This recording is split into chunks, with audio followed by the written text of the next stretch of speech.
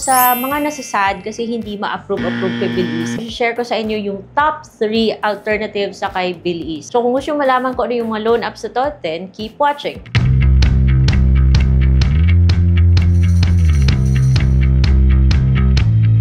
Hello everyone! Welcome back to my channel. It's Ate Red here. At dito sa channel, pinag-uusapan natin yung iba't ibang mga loan app. Yung goal natin is maging responsible borrowers para eventually pasok tayo dun sa mga lending or financing companies na maganda yung offer. Disclaimer nga pala, this video is not sponsored. It's based on my personal experience. Speaking of legit na loan apps, in my experience, I think wala nang mas legit pa kay Bilis o bias much. Well, Bilis is legit.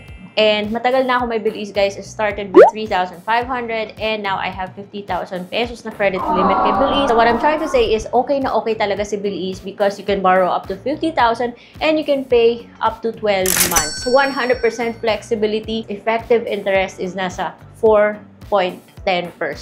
Pero sa mga hindi pa pwedeng or hindi talaga ma-approve kay Bilis, huwag na kayo masad, guys, because meron tayong mga loan apps, tatlong loan apps na makakonsider natin as alternative or stepping stone. Kung ikaw ay good payer sa mga tatlong loan apps na to, napapaganda po nito yung ating credit history. Kaya tayo ay nagiging credit worthy and eventually pasok tayo kay Bilis. At hindi lang naman si Bilis, guys, kasama na rin yung mga credit and financing companies na magaganda talaga yung offer. First on the list is Tala Fast Cash Loan App. So, ito po yung kanyang logo.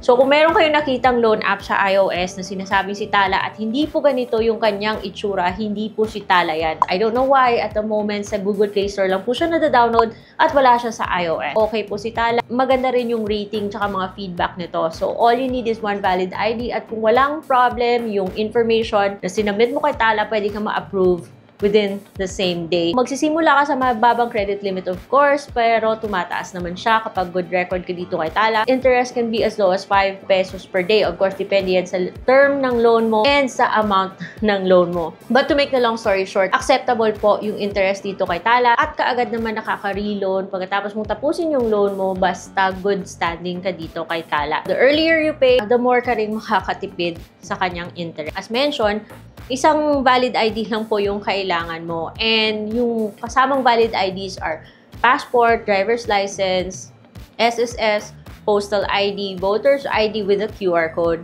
UMID, PhilSys or national ID para ma-verify yung account mo. So let's move on to the second loan app on the list. At ito naman ay si...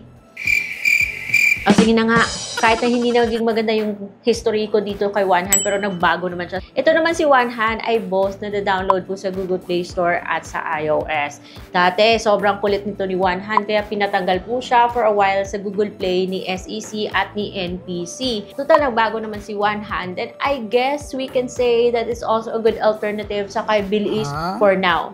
Pero pag na-approve ka kay Bilis, kalimutan mo na to, guys, si OneHand.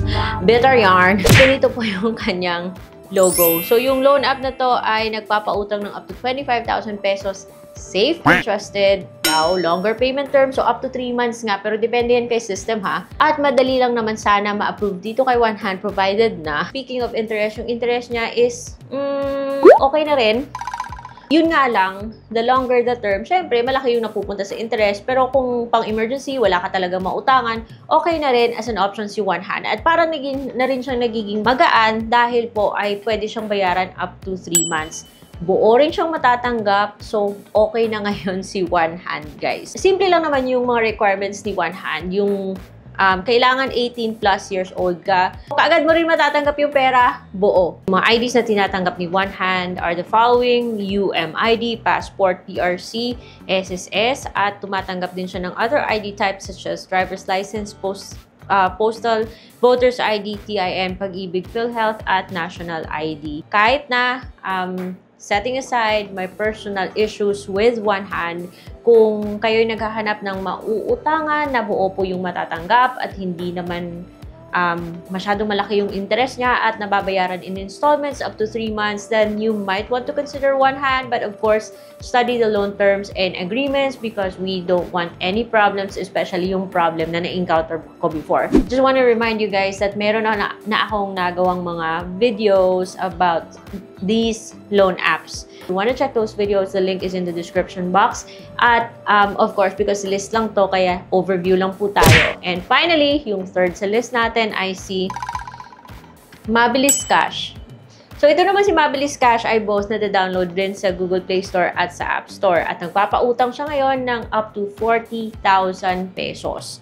At payable, buo mo na rin siya matatanggap, and it's payable in installments. May iba sa inyo na nagsasabi na up to 4 months na raw. But the last time I checked, payable siya in 4 terms or lumalabas na 2 months dahil every 15 days. Pero siguro yung longer terms and yung higher amount, depende na yan kay system. So, okay na rin si Mabilis Cash except for meron siyang konting, may mga conditions lang na dapat mong sundin para mag-guarantee na ikay maa-approve pa rin. Such as following your schedule. Kasi ayaw po daw kasi ni Mabilis Cash na masyado kang maagang magbayad dahil para kang lumalabas siguro na risky.